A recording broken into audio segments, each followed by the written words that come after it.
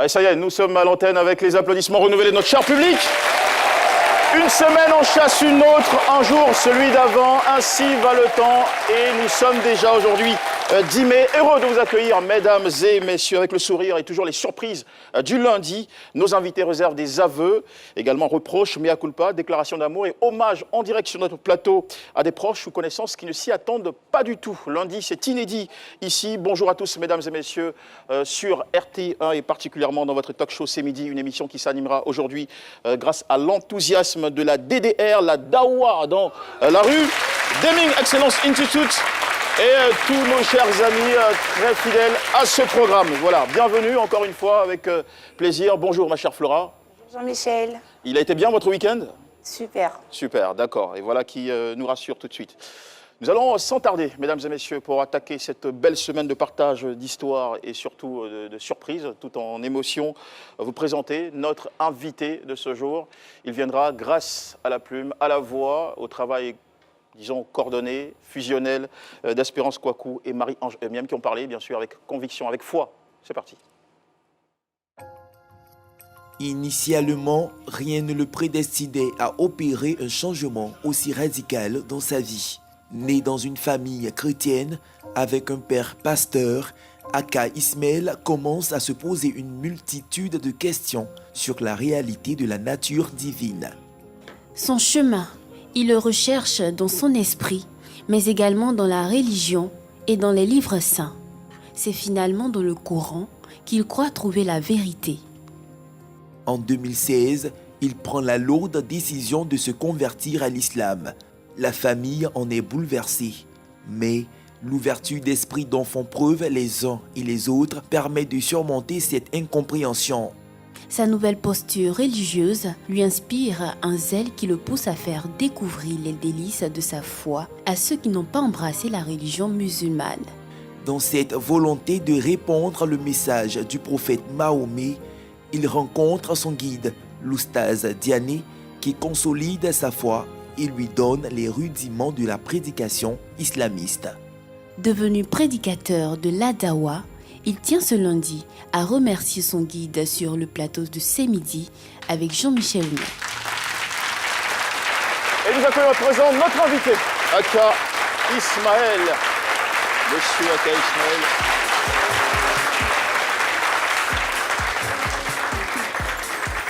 Monsieur Aka Ismaël, bonjour, bienvenue. Bonjour, merci. Alors, vous êtes à l'aise avec ça, Monsieur Aka Ismaël, ou vous préférez prédicateur Aka Ismaël?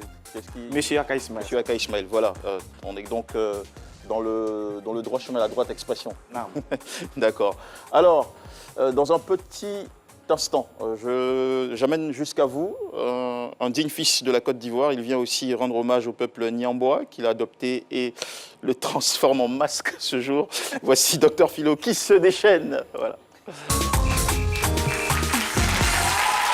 Philo se déchaîne.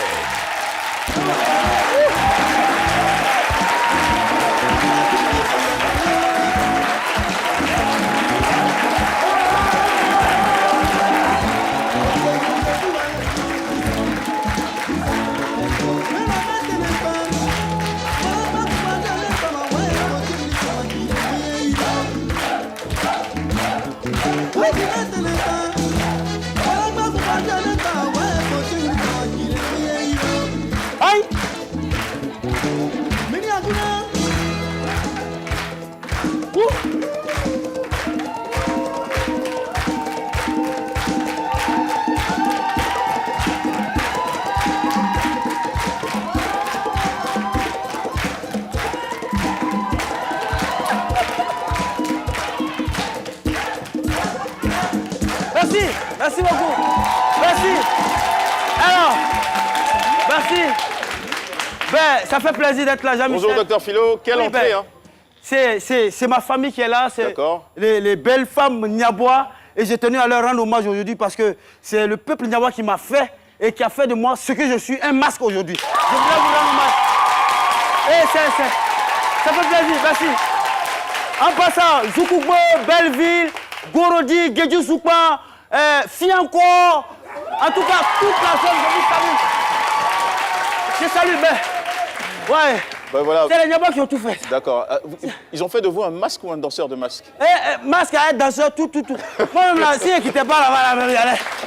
Mais c'est sérieux, j'ai fait mon cursus scolaire là-bas. J'ai fait le CP en pays Niabois, précisément à Belleville. C'est à 11 km de Zoukoubé. Et donc, je rends hommage à ce peuple-là. Vraiment, tu sais, souvent... Zoukoubé, on est dans quelle partie de la Côte d'Ivoire pour ceux qui... C'est au centre-ouest, c'est pas loin de Daloa, en fait. C'est au centre-ouest, en allant vers Diokoué, à quelques encablures de la région. Et le peuple Niabois... Je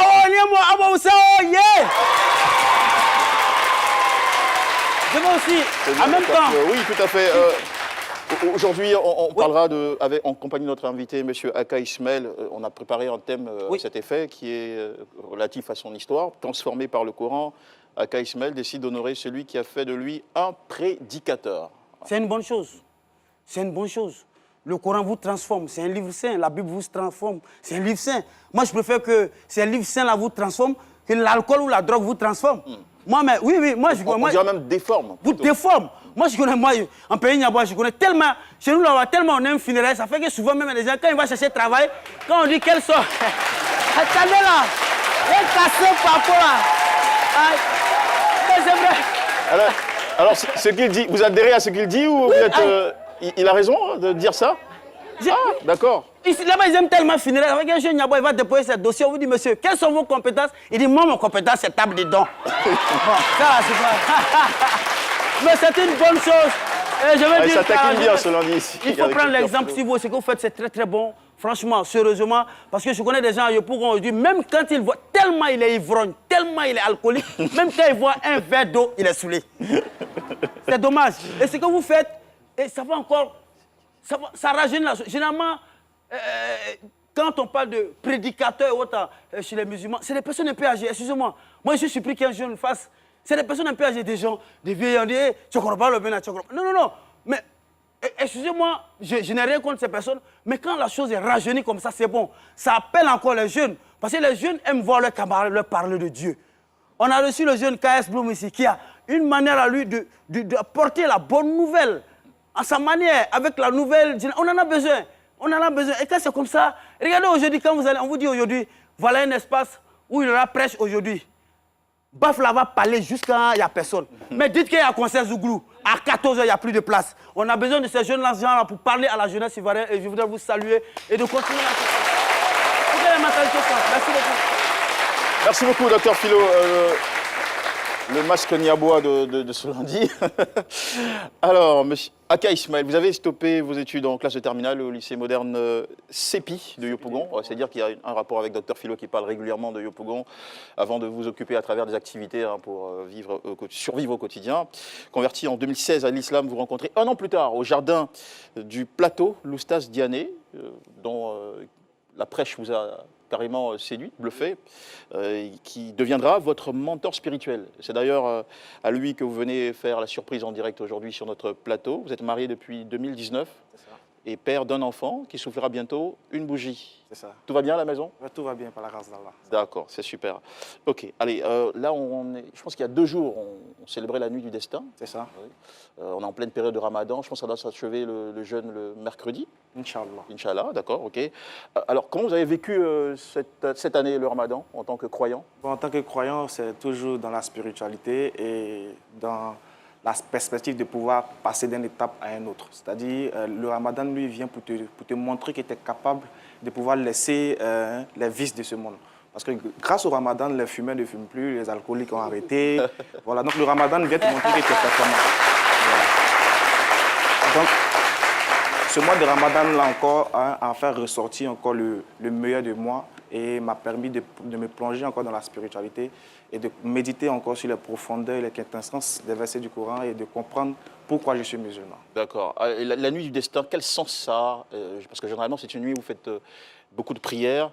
Alors cette année, quelles sont les prières que vous avez formulées ou adressées en faveur de peut-être de la Côte d'Ivoire, de votre entourage et qui sait, de nous aussi? Oui, exactement. De toutes les façons, les prières, on les fait chaque jour. On les fait chaque jour, pas forcément dans la nuit du destin, mais en particulier dans cette nuit, on a plutôt demandé à Allah de pouvoir faciliter la compréhension de son message à la jeunesse. Parce que la plupart du temps, les gens nous écoutent, mais ils ne comprennent pas. Donc on demande aux gens, on demande à Allah plutôt de pouvoir faciliter le nœud de notre langue pour pouvoir faire rentrer ces paroles-là dans le cœur et non seulement dans les oreilles de ceux-là même qui nous écoutent. Donc, on a prié pour que Dieu facilite la compréhension de son message et facilite l'entrée aux gens à l'islam. Donc, c'est ça. Vous êtes prédicateur musulman. Oui, oui. C'est bien le terme? Oui, c'est bien le terme. Ou faudrait-il dire prédicateur islamique? Non, on va dire prédicateur musulman. Prédicateur musulman, donc c'était bien envoyé.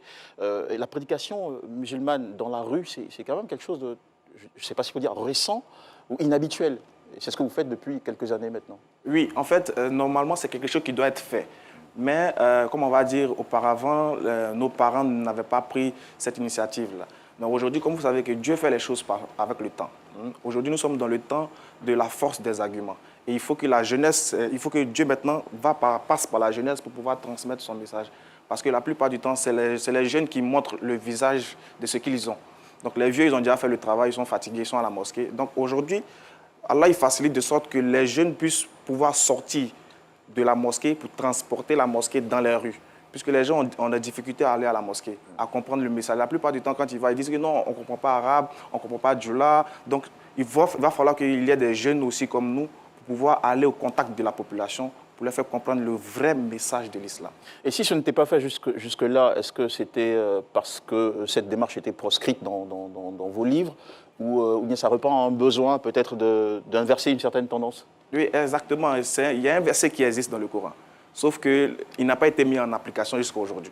D'accord. Qu'est-ce que ce verset dit? Le verset dit dans la sourate 16, le verset 125, Allah il dit « Par la sagesse et la bonne exhortation, appelez les gens au sanctuaire de votre Seigneur et discutez avec eux de la meilleure façon. Donc, le mot commence par appeler les gens. Donc, pour appeler quelqu'un, il faut sortir. Tout à fait. On ne reste pas chez soi pour appeler. On ne reste pas à la mosquée pour appeler. Donc, on va appeler les gens au sanctuaire de notre Seigneur. Donc, du coup, il faut aller dans les rues. Il faut aller au contact des gens. Écouter les préoccupations, les préjugés. Qu'est-ce qu'ils pensent de la religion? Donc, du coup, nous, sur base de ce verset, on voit qu'il y en a plein, mais sur base de ce verset, on comprend qu'il est important d'aller vers la population, vers ces jeunes musulmans-là, mais qui ne connaissent pas la religion, qui se disent musulmans, mais en réalité, qui ne connaissent pas qu'est-ce que l'islam nous demande, en fait. Donc, il faut aller vers ces personnes-là pour essayer de les éduquer spirituellement, moralement, et aussi amener ces personnes-là à comprendre que on est certes fiers d'être musulmans, mais il faut être aussi la fierté de l'islam. Donc, c'est cette mission-là que nous sommes donnés pour pouvoir transmettre ce message-là à la population.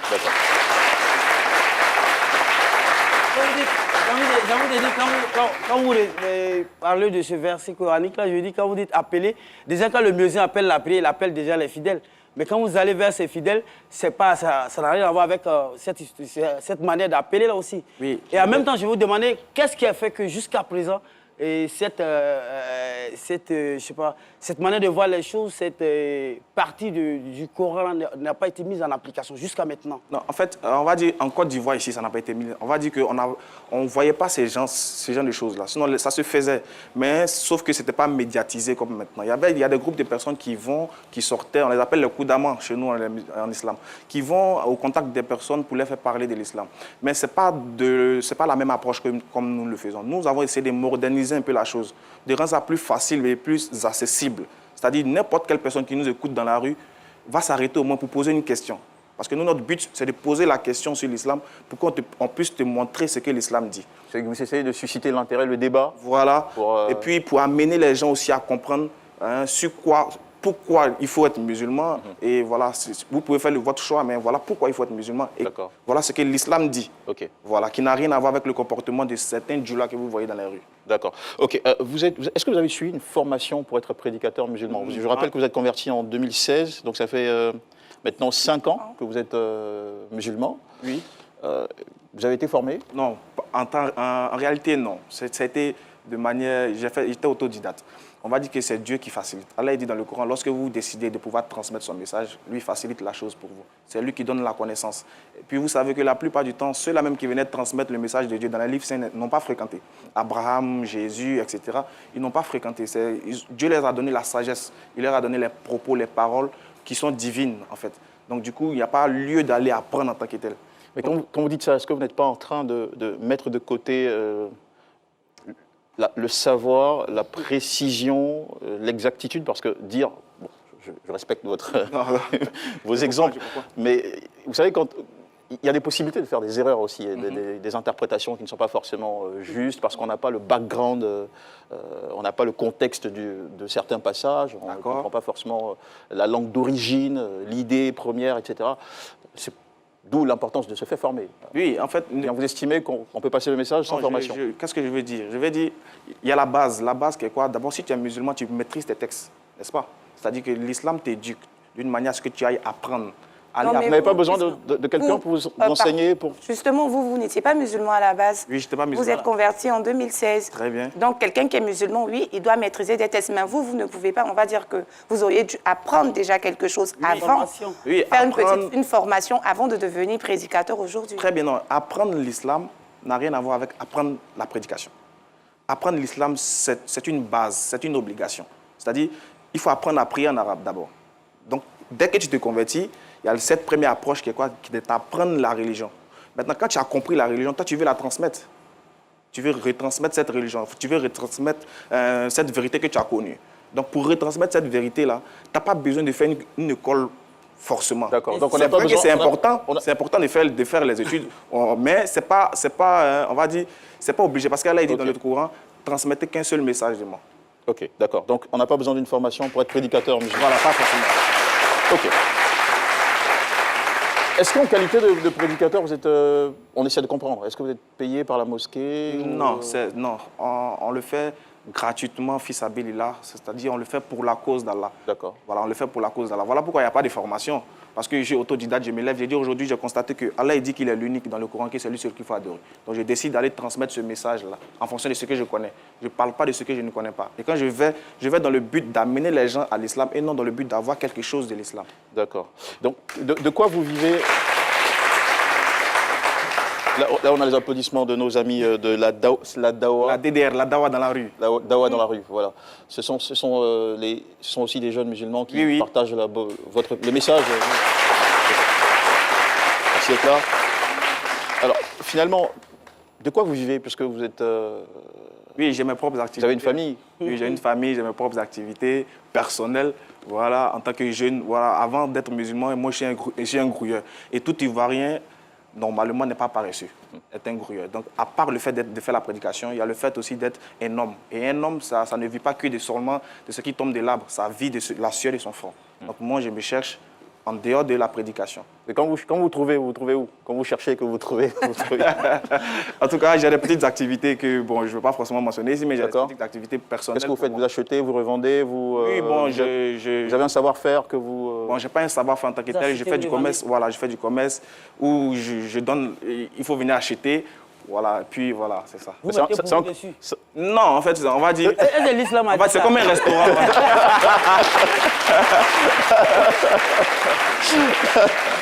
Ah, d'accord, ok, c'est bien compris. Allez, vous savez qu'aujourd'hui, on vit dans une société où les jeunes s'intéressent de moins en moins à tout ce qui est religieux. C'est ça. Comment est-ce que vous arrivez dans ce contexte-là à faire passer le message? Très bien. En fait, comme nous sommes conscients de cela, voilà pourquoi nous utilisons une stratégie. Et cette stratégie-là, c'est quoi?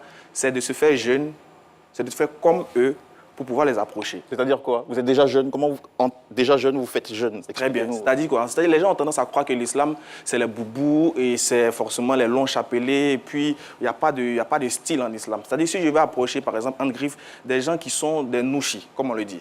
Des jeunes nouchis pour les faire transmettre le message de l'islam. Je me fais en nouchi, comme vous pouvez voir, par exemple, sur la photo. Je me fais, par exemple... Là, vous êtes en nouchi, comme ça? Ouais, on va dire, les baskets en bas. Voilà. Bon, là, ça, c'est dans un autre cadre. Okay. Vous voyez, donc, vous allez voir qu'il y a plusieurs... Vous adaptez votre style vestimentaire à la cible. Okay. Et puis, on va avec le langage facile. Okay. On ne va pas parler les gros mots là où il ne faut pas. On ne va pas parler les mots qui ne sont pas accessibles à la population. Donc, on parle de terre à terre, on se comprend en tant que jeune. On dit, ah, mon frère, tu sais que fumer de drogue, c'est pas bon. Hein. Allah n'aime pas ça. Pas boire l'alcool. Souvent, il y a d'autres qui disent, ah, mais c'est pas écrit dans le Coran qu'il ne faut pas manger porc. Non, ah, c'est écrit dans le Coran qu'il ne faut pas manger porc. Quand il mange, c'est pas bon. Mais si il mange, ça me fait quoi? Il dit, non, en fait, quand Dieu t'interdit quelque chose, il ne faut pas faire. Vous voyez que le langage il est plus facile. Il dit, mais vieux, qu'est-ce que moi je dois faire, par exemple, pour arrêter? Il dit, moi, tu sais ce que tu dois faire? Normalement, il faut commencer à demander pardon à Dieu. Puis toi-même, il faut commencer à te revoir. C'est vrai que c'est une bonne question hein, pour un jeune, par exemple, qui est déjà addict ou accro à la drogue, qui vous demande Que dois-je faire pour arrêter, Voilà. stopper Très bien. Donc, si un jeune homme, par exemple, vient comme ça et il dit oh, qu'est-ce que je dois faire? Moi, j'ai ma stratégie. Je lui dis, par exemple, tu sais, tu n'es pas né avec la drogue. Mon frère, quand tu as mis au monde, tout le quartier était content. Mais aujourd'hui, quand tu fumes la drogue, tout le quartier se méfie de toi. Donc, est-ce que tu sais qu'en fumant la drogue, Dieu dit qu'il va nous questionner sur chaque chose que nous avons faite? Est-ce que tu trouves normal que Dieu vienne te demander pourquoi tu fumais? Qu'est-ce que tu vas lui répondre? Tu vas dire non, il était accro. Non, tu trouves la possibilité. Sache qu'avant la drogue, tu vivais. Mais il est accro. Hein. Oui, il est accro. C'est-à-dire, d'abord, il y a la parole et puis il y a l'exercice après. C'est-à-dire, il faut lui transmettre la parole qui puisse l'apaiser, qui puisse lui faire prendre conscience pour qu'il sache qu'il est dans une mauvaise position là. C'est-à-dire, il doit savoir qu'il doit faire des efforts. D'abord, Parce qu'il y en a qui font des efforts, mais qui retombent, qui rechutent à chaque fois. Oui, ça aussi, ça dépend de l'entourage et ça dépend de l'environnement. Ça dépend aussi de la motivation de ce dernier-là. Vous faites un suivi des personnes que vous approchez, qui acceptent de vous écouter et tout, quand vous leur transmettez le message. Est-ce qu'après, vous faites un suivi pour savoir si ces personnes-là ont vraiment retenu ce que vous avez dit et que ces personnes-là mettent vraiment en pratique toutes les recommandations faites? Bon, on n'a pas un suivi en tant que tel pour suivre tout, parce qu'on approche beaucoup de personnes. Quand vous parlez, vous partez. Non, attention, quand on parle, ceux qui adhèrent à ce qu'on parle sont suivis. Par contre, ceux qui n'adhèrent pas, on ne peut pas les suivre. Par exemple, celui qui décide, qui a écouté la DDR parler et qui dit « Bon, je veux me convertir, mais voilà, je suis alcoolique. Je vais devenir musulman, mais je ne sais pas comment faire parce que je bois. » L'islam a donné la solution. Donc moi, la DDR l'accueille dans son sein et puis on suit cette personne-là. On aide cette personne physiquement, moralement et spirituellement. Donc il y a un suivi pour ceux qui adhèrent Dans au le cas message. contraire, vous finissez de bailler, vous êtes à nous si le mot là, il vous écoute. Il fait ça. Mon vieux, t'as fini comment non? Ouais. Toi, t'es baillé. Il a fermé mon yeux, il a ouvert mon yeux. Pour frère d'ici, d'ici. Qu'est-ce que vous faites? En pareille circonstance, vous faites comment? En pareille circonstance, on tient. La Tchenga, en verra, c'est plus rapide que Fraya. Voilà, tient, c'est plus rapide que Fraya. Pourquoi? Parce que le message, il est normalement, c'est du bien que tu lui apportes. Quelqu'un qui refuse de prendre le bien, ben, tu s'écoutes. C'est que le message n'est pas bien passé alors? Non, ça dépend. Écoutez bien.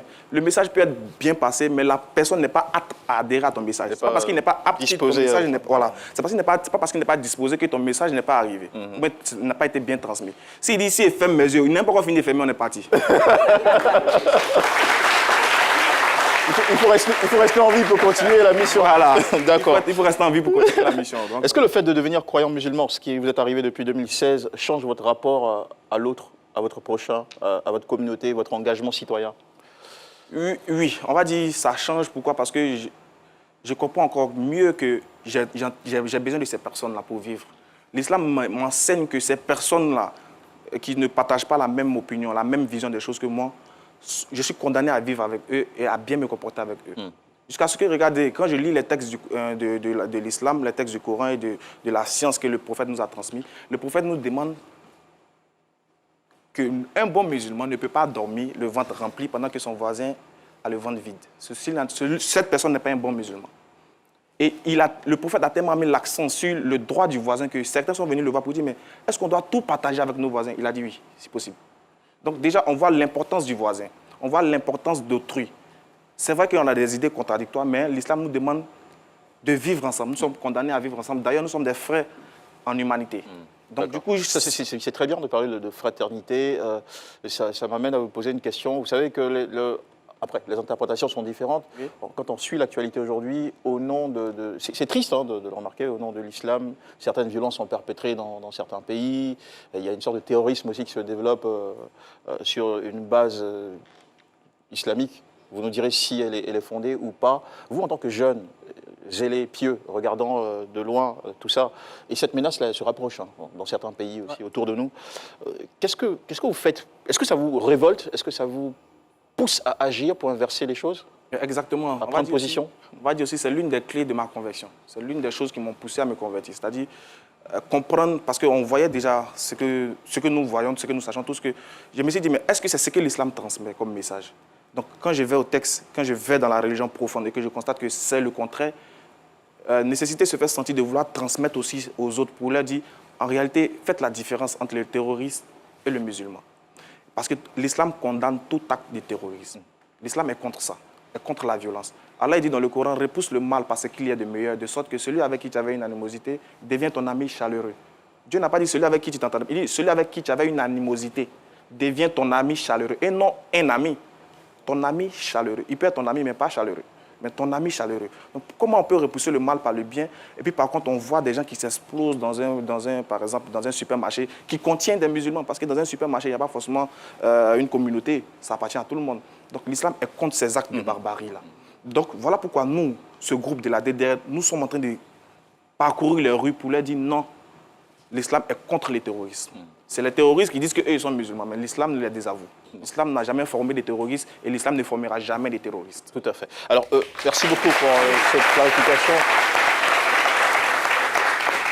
Tout ce savoir-là, vous le devez aussi en partie à l'oustaz Diané, que vous avez rencontré en 2017. Oui, beaucoup. En pleine prédication, vous l'avez dit, dans un jardin, au plateau. Oui, beaucoup. Je lui dois beaucoup parce que après ma conversion, j'ai regardé les vidéos un peu partout sur YouTube et sur Facebook. Et c'est là que je suis tombé sur l'une de ses vidéos en train de prêcher avec ses frères. Et puis j'ai aimé sa manière de transmettre le message. Voilà. Qu'est-ce que ça avait de particulier? C'est-à-dire c'est quelqu'un qui n'a jamais fréquenté. Quelqu'un qui n'a jamais fréquenté, mais qui arrive à s'exprimer. Et quand il t'explique quelque chose, c'est tellement clair que tu peux pas... Voilà, c'est limpide, quoi. C'est clair, c'est limpide et c'est compréhensible. Donc, du coup, moi, j'ai aimé la personnalité, j'ai aimé la manière de transmettre. La technique. La technique. J'ai aimé aussi le calme, le sang-froid et j'ai aimé aussi... En fait, vu de loin, j'ai aimé le personnage automatiquement. Donc, j'ai essayé de me rapprocher pour voir s'il n'y avait pas d'autres choses encore à découvrir. Okay. C'est là que et comment se fait la rencontre? La rencontre se fait au jardin du plateau, à 16h, où il était en train de prêcher. Et j'ai pris rendez-vous avec lui d'abord au téléphone. J'ai dit, bon, je viens. Comment vous avez eu son numéro de téléphone? Sur YouTube. Okay. Il y avait une vidéo sur YouTube. Et puis j'ai vu le numéro, j'ai appelé. J'ai dit, bon, voilà, moi je suis fils de pasteur, je me suis converti à l'islam. Mais en tout cas, je vois ce que vous faites, ça me plaît bien, je veux vous connaître. Il a dit, ok, viens me trouver au plateau de telle heure à telle heure. Donc je suis allé. Et puis bon, j'ai assisté à son prêche quand il a fini.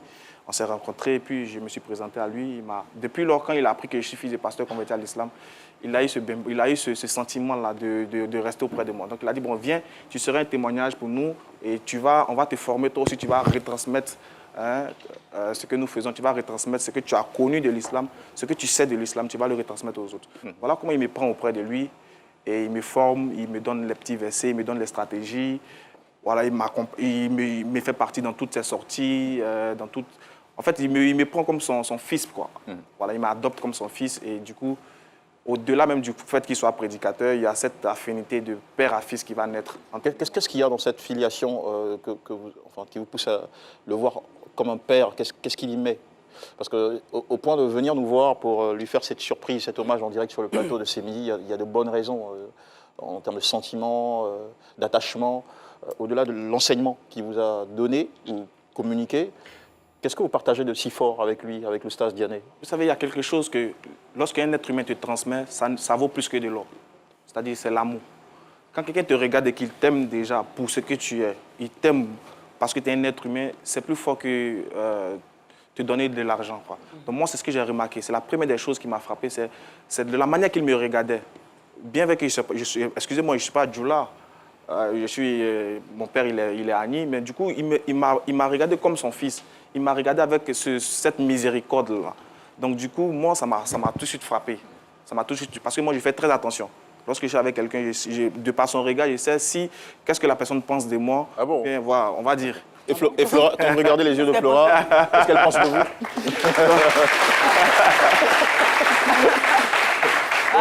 Comme Flora, c'est une princesse, chez nous, les musulmans, on n'a pas le droit de regarder dans les yeux des princesses. Donc, du coup, je ne vais pas... D'accord, ok. Oui, Okay.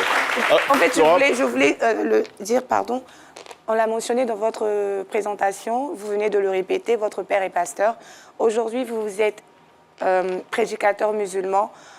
Est-ce que ça a été, comment dire, est-ce que votre famille n'a pas mal pris le fait que vous soyez tourné vers une religion vers cette nouvelle religion que vous avez adoptée? Est-ce que vos rapports avec vos parents sont toujours les mêmes ou bien ça a créé vraiment des embrouilles en fait? Non. Bon, au début, c'est normal, hein. Au début, j'étais choqué.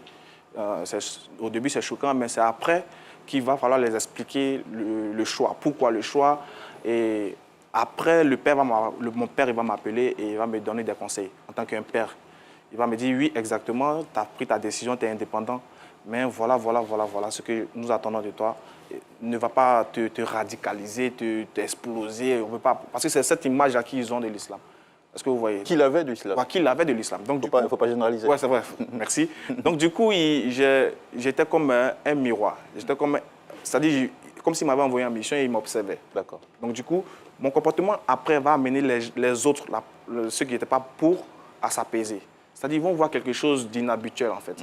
Voilà, par exemple, celui qui était peut-être turbulent, celui qui était hautain, devient du coup timide et attentif. Du coup, je vais ser encore plus doux avec mes parents, je vais encore plus les respecter. Donc, du coup, ça va faire que ça va les apaiser. D'accord. Voilà, donc du coup, jusqu'à aujourd'hui, à l'heure où je vous parle, hier, j'étais avec mon père. Okay. Demain, il voyage, donc hier, j'étais avec lui, on a bavardé ensemble. C'est bien, voilà. C'est de très bonnes nouvelles. Voilà. Alors, ce que vous dites, et là, tout à l'heure, par rapport à la question de Flora, qu'est-ce qui vous fait croire à la sincérité de ce monsieur-là? Parce que quand vous venez vous présenter à quelqu'un, vous dites vous êtes fils de pasteur, qu'est-ce qui vous fait dire que vous n'avez pas été une sorte d'appât pour lui? De faire valoir, vous voulez dire? Voilà, de faire valoir. Quand tu vas pêcher, tu mets un verre de thé. C'est vrai. Tu le prends pour attirer les gens là. Qu'est-ce que vous voulez savoir? Ah, ok, voilà, d'accord, dans l'autre sens. Voilà, okay. dans l'autre sens. Une sorte d'espion qui... Espion, voilà, pour aller tirer trucs. D'accord. Voilà, très bien. En fait, le problème, c'est que lorsque je le rencontre, certes, il me prend pour un témoignage, mais en fait, je devais son trésor. Où je vais me rendre compte que c'est pas... Bon, où on va se rendre compte que ce n'est pas forcément ça, parce que je ne suis pas un enfant, je réfléchis aussi, j'essaie de distinguer le bien du mal. Donc, du coup, il y a des circonstances de la vie qui n'ont rien à voir avec la prédication, n'est-ce pas? Il y a des circonstances de la vie, on va vivre ensemble, c'est-à-dire on va se côtoyer. Il y a des problèmes qui vont survenir entre lui et moi, ou bien autour de nous. La manière de gérer, la manière de me couvrir. Vous voyez, par exemple, moi je suis un jeune, je peux faire des erreurs. Et puis je fais une erreur, puis je vois comment est-ce que lui, là, qui dit être mon père, va réagir. D'accord. Mais vous voyez quand il te couvre, il est prêt même à prendre les coups pour toi, ça va au-delà de l'appât. Bon, moi, je ne suis pas prêt à prendre des coups parce que là, c'est l'heure de la pub. Je n'ai pas envie qu'on me crie toujours dans les oreillettes. On va se retrouver juste après avec votre oustaz, Diané, qui attend quelque part et qui ne sait pas que vous l'invitez aujourd'hui pour le surprendre en direct sur ce plateau. On aura d'autres questions aussi à vous poser dans la deuxième partie de cette émission. Merci de nous avoir visités. Mesdames et messieurs, on se retrouve juste après ça sur RTI 1. Passez des moments exceptionnels toute la semaine avec C'est Midi. Depuis toi face, tout se rattrape demain. Et c'est dans le travail que tu vas réussir ton savoir. Lundi, c'est inédit. Des invités font des surprises à leurs proches en direct sur le plateau. Mardi, émotion. Des confidences, des témoignages émouvants, vos histoires de vie. Mercredi, jour de chronique. Faites le plein des cultures et découvrez des invités inspirants et modèles de notre société. Jeudi, le grand déballage. Des sujets de société qui vous interpellent avec la présence d'experts pour vous éclairer. Vendredi, c'est la grande finale. Le show pour célébrer des personnalités nationales et internationales. Hommage exceptionnel. À 12h, retrouvez C'est Midi avec Jean-Michel Aunin du lundi au mercredi et Caroline Da Silva jeudi et vendredi sur RTI 1. Nous sommes bien en place après la pub. Vous suivez C'est Midi, lundi spécial surprise sur RTI 1. Il est maintenant l'heure d'aller échanger avec le convoqué du jour.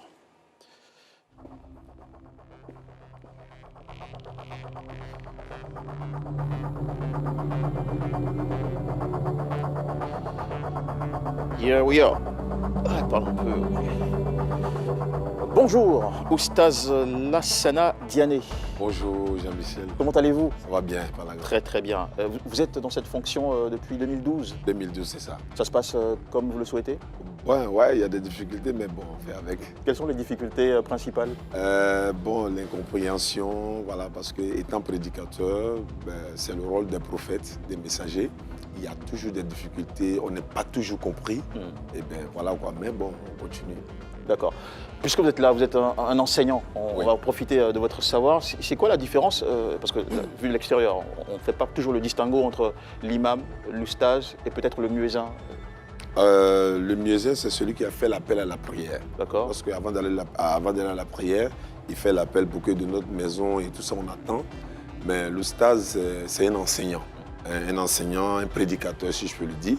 Mais un imam... Le muezzin aussi, il prêche ou pas? Bon, il ne prêche pas en tant que tel. D'accord. Mais son rôle, c'est de faire l'appel à la prière. Ok. Voilà. Et l'imam aussi? L'imam, lui, dirige la prière. D'accord. Donc un imam est forcément un oustaz, mais un oustaz n'est pas forcément un imam. Ah, d'accord. Voilà, c'est comme on dit, l'aigle est un oiseau, mais tout oiseau n'est pas aigle. Donc l'imam, c'est un oustaz... Voilà, il est oustaz et en même temps imam, donc il dirige la prière et il est prédicateur en même temps. D'accord. Moi, prédicateur, oustaz, je ne peux pas forcément être un imam parce qu'il faut avoir un niveau de connaissance pour être imam. D'accord. Vous savez que notre époque, je ne vous apprends rien, ça crève les yeux enfin, partout. Ouais. Notre époque est devenue très matérialiste. C'est peut-être légitime. Il y a cette préoccupation de l'ascenseur social. On est peu intéressé, et ça c'est triste de le remarquer, par les vertus, les valeurs. Et comment vous arrivez, vous, à faire votre boulot dans un contexte pareil? Est-ce que c'est devenu plus complexe pour vous d'être oustaz? Oui, bien sûr, mais je dirais que quand tu rentres dans ce genre de... C'est pas un métier en tant que tel, mais pour servir le Seigneur, il faut s'attendre à tout ça en fait. Donc, étant donné que nous, notre objectif, c'est comme une éducation de la jeunesse et tout ça, mais en même temps, on participe également à la réconciliation parce que nous échangeons avec les musulmans et les non-musulmans, les athées, les bouddhistes et tout, donc pour leur parler de l'islam et puis ainsi de suite, quoi. Voilà. Est-ce que vous avez eu, dans le cadre de votre mission, à devoir régler des problèmes de personnes, de familles, de couples? Oui, bien sûr, beaucoup. Ben, tous les jours, nous recevons les appels. Et voilà, même ce matin, j'ai reçu un appel d'une sœur. Donc, elle m'a expliqué un peu sa situation. Mais de ma position, je ne peux pas parce qu'elle n'est pas à Abidjan. Donc, je l'ai orienté vers des imams qui sont spécialisés dans ce domaine-là, qui n'est pas, moi, mon domaine, en fait. Parce qu'il ne faut pas tout mélanger. Ok. Et en matière de taux de résolution, vous en êtes à combien? 100% ou Non, pas à 100%, peut-être 70%. Voilà. Est-ce que vous êtes prêt à confronter un insatisfait très remonté contre vous, qui tient à vous le faire savoir, vous le signifier en direct sur un plateau de télévision? Ouais, je crois que oui. Peut-être ce serait une occasion pour moi de me faire pardonner ou de le pardonner également, je ne sais pas. Ben, ça correspond, ça dit que nous sommes dans un mois béni de Ramadan, je suis musulman, prédicateur, il va falloir que je donne l'exemple, quoi. Voilà, donc je crois qu'il n'y a pas de problème. Quel que soit son tempérament, même s'il est volatile? Oui, quel que soit son tempérament, parce que étant prédicateur, je suis amené non seulement à me calmer moi-même pour pouvoir maîtriser mon adversaire ou celui qui est fâché. En tout cas, maîtrisez-vous bien parce qu'il va se passer quelque chose dans un petit moment. Vous allez regarder sur cet écran et découvrir la personne en question qui a quelque chose de très fort à vous dire, ici même à ce midi, en direct ce lundi.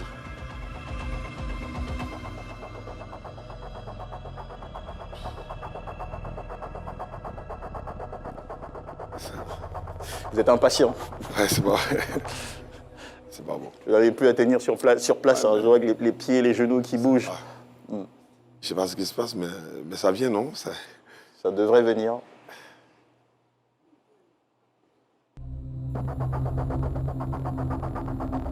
C'est quelqu'un qui, je le disais il y a un moment, tient absolument à le faire en direct devant ces millions de téléspectateurs qui nous regardent. Oustaz, Lassana, Diané, voici votre homme.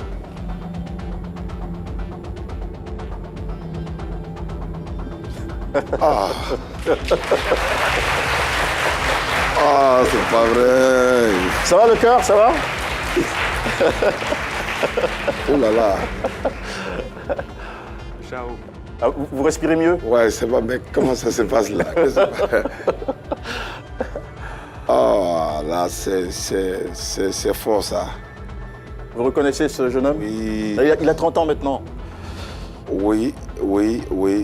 Il s'appelle? Il s'appelle Ismaël Aka. Il est mon fils spirituel. D'accord. Depuis 2016, je l'ai adopté comme mon fils. Ok. Parce que sa maman ne vit plus. Papa étant pasteur, lui devenu musulman.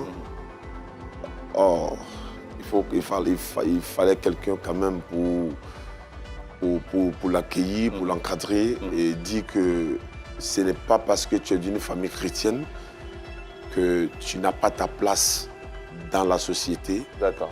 Est-ce que vous savez que vous avez votre place là, sur le plateau en ce moment, si vous le souhaitez bien, aux côtés d'Ismaël? Ça sera avec Avec plaisir, d'accord, Ouais. on y va? Ok. C'est bien réfléchi? Pas de souci. Ok, c'est parti. Allah. Voilà, c'est joli, merci. Votre place, elle est ici, Oustaz Diané. Voilà, bienvenue. Merci beaucoup. Oh. Alors, il a eu chaud, hein. Il s'est dit... Vous avez suivi en direct. En fait, je m'attendais à tout ça. Il est soulagé. Vrai. Tout ça, c'est votre faute. Mais c'était pour la bonne cause, la bonne raison. Ouais. Et vous allez maintenant que votre père spirituel est en face de vous, lui dire la raison pour laquelle vous avez organisé tout ça en complicité avec nous, hein, pour le surprendre sur le plateau de ces midis, comme on en aime d'ailleurs. En gros, Chao. Oui. C'est juste pour te rendre hommage. Ah, c'est comme ça que vous l'appelez Chao? Ouais, c'est Chao. Ah, ok, d'accord. Toujours en compagnie de notre invité, notre témoin, qui a convoqué ici son père spirituel, l'Oustaz Diané.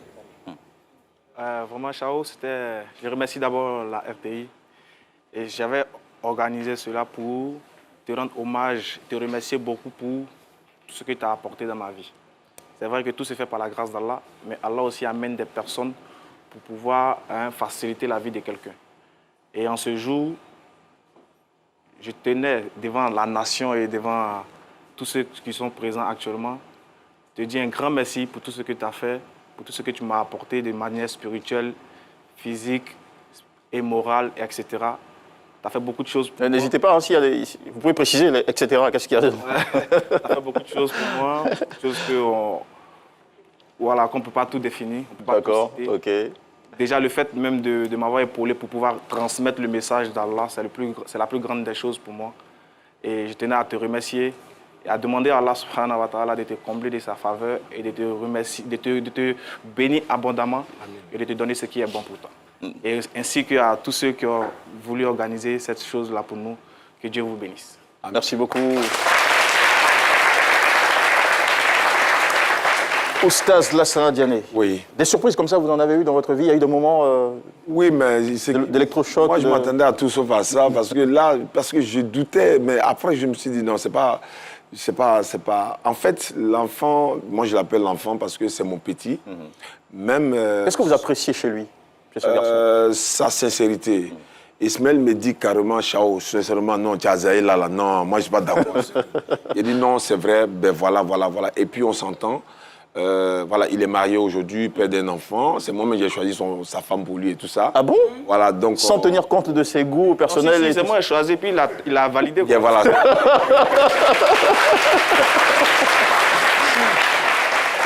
C'est intéressant ça. Comment vous faites pour... Vous valider sur quelle base? Par exemple, quand votre protégé, votre poulain vient vous dire cette jeune dame me plaît beaucoup, je veux faire le... S'il me dit, moi maintenant je vais vers elle, faisant croire que c'est moi-même je vais d'elle maintenant. Ah. Voilà. Donc, vous avez les mêmes critères que lui Non, pas les... En fait, je veux voir la sincérité de la fille. Après, moi, lui, il a déjà dit qu'il veut d'elle. Vous allez vers elle? Moi, je vais vers elle. Elle ne sait pas que moi, je suis venu pour essayer de voir ce qui va se passer. Okay. Je viens vers elle pour dire, mais attends, tu es très belle et tout ça. Est-ce que tu sais que moi, je veux te marier sans être copine et copain et tout ça? Parce qu'en islam, c'est interdit. Moi, je voulais te prendre comme épouse. Étant donné, voici les critères et tout ça. Si elle me dit automatiquement non, il y a ce jeune-là qui m'a déjà demandé un mariage, automatiquement, il dit, mon petit, c'est ta femme qui est là. Ça, c'est rare de nos jours, hein? Ouais, effectivement. Ah, bon. Effectivement. Parlons de ce qui est interdit de faire une fois qu'on devient musulman. On parlait là de relations et autres. Alors, Aka Ismaël, vous êtes converti en 2016, vous êtes marié en 2019. 16, 19, c'est 3 ans qui sont écoulés.